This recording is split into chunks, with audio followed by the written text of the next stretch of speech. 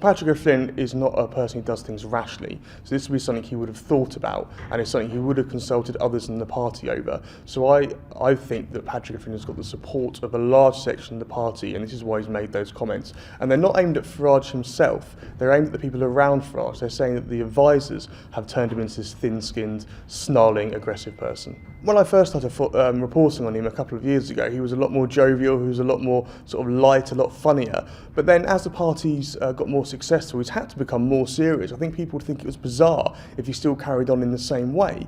So that's something which has naturally happened, but of course he is being advised by people who come from the Tea Party right, the American right, who like this shock and awful style of campaigning, where the idea is you say something which is going to get you the top of the news agenda, and you sort of work backwards from there, and that's what's been happening certainly in the past few months.